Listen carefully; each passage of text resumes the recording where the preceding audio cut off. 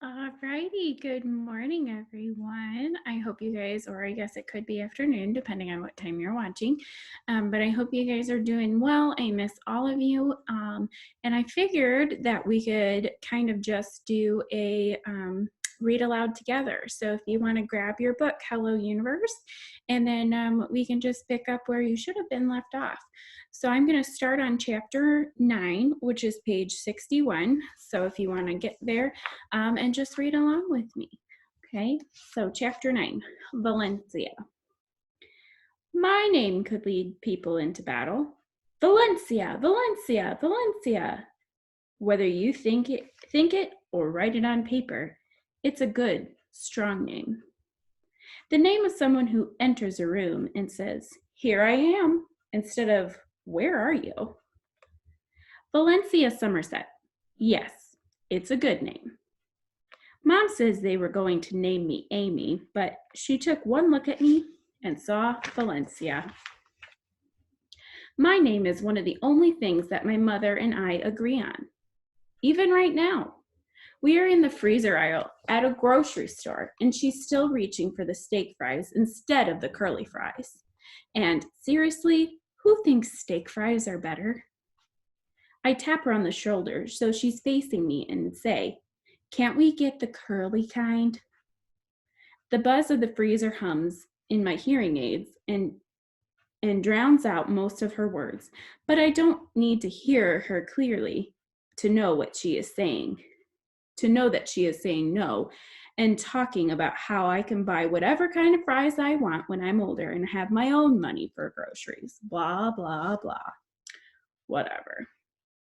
I didn't even want to come to the grocery store because it's boring and she never lets me get anything I want.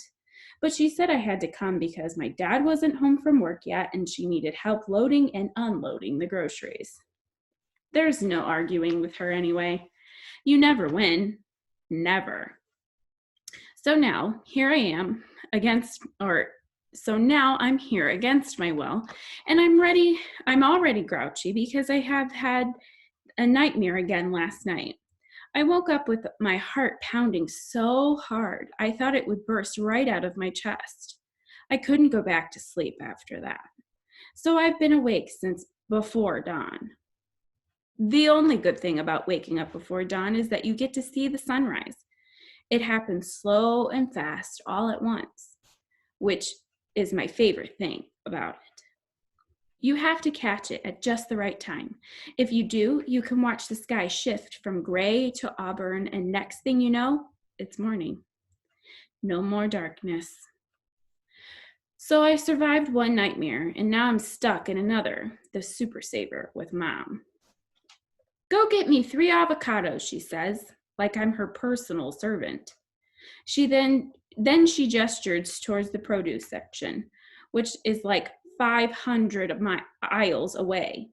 Great. Now I have to find the avocados, and I don't even like them.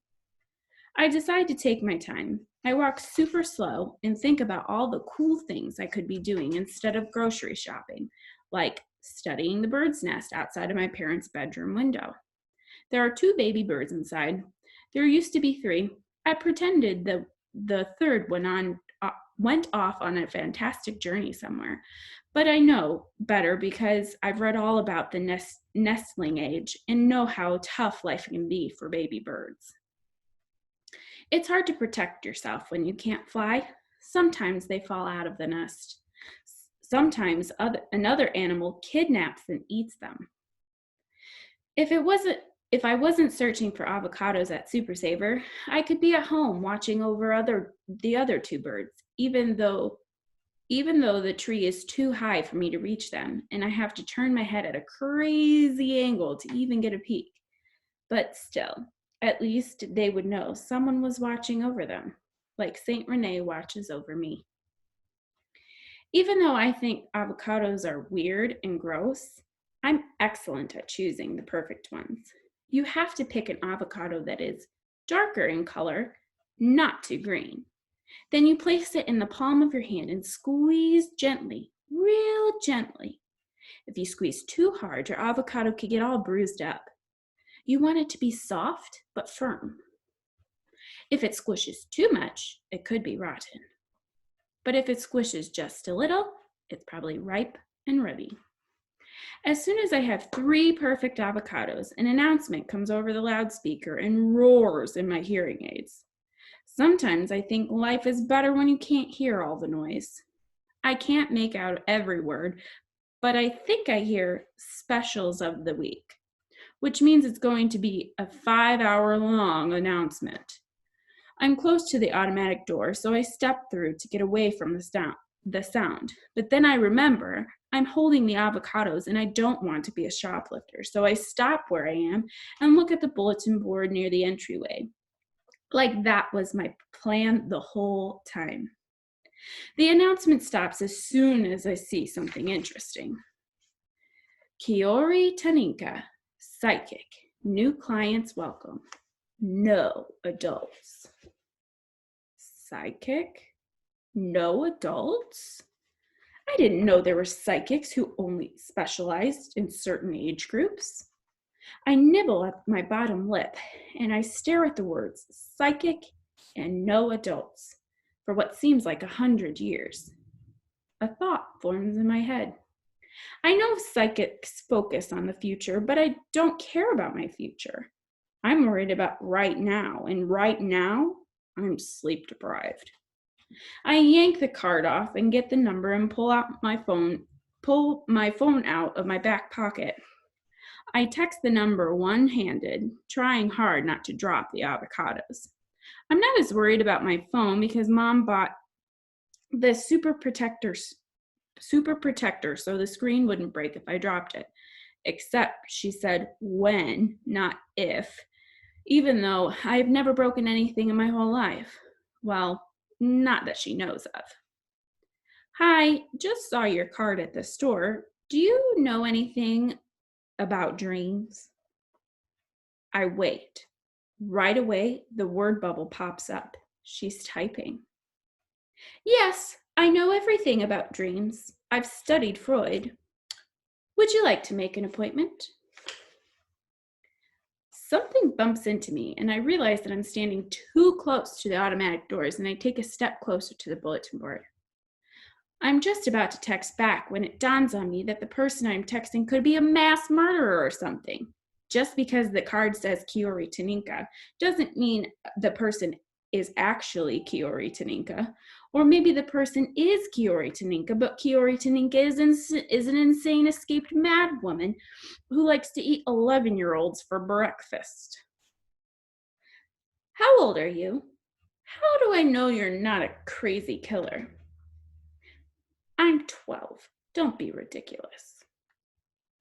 You don't sound 12. The bubble appears again. That's because I'm the reincarnated spirit of a 65-year-old freedom fighter.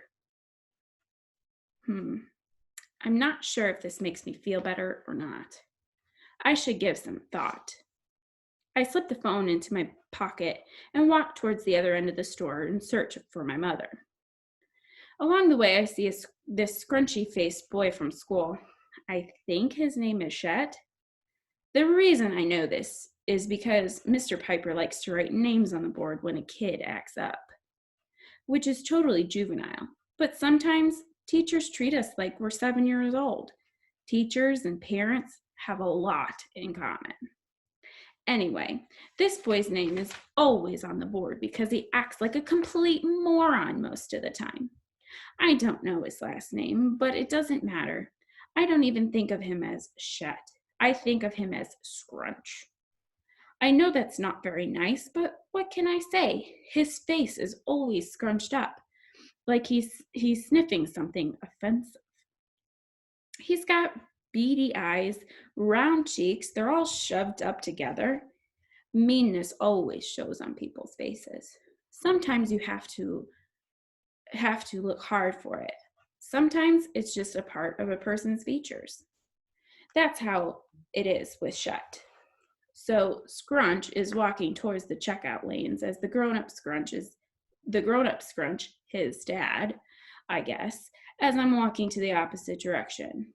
I stare right at him as I walk by because I already know something's coming. And it does. He sticks he sticks his fingers in both of his ears, crosses his eyes, and juts his tongue out to the side of his mouth. He's been doing this ever since the first day of school, when he realized I was deaf. He really needs to come up with new material. You're a doofus, I say. I don't know if he hears me or not, but I don't care. Let him hear. So that's the end of chapter 9. So I want you to think about how do you think Valencia's feelings kind of change throughout this chapter? Because she starts off, that setting is with her in the grocery store, the Super Saver, with her mom. So what are some things that go on in this Super Saver, and how do you think it might change what she might be doing next, because she found something that she started to become interested in while she was there? All right, so think about those questions and make sure that you answer the questions that go along with chapter 9 in the study packet for Hello Universe.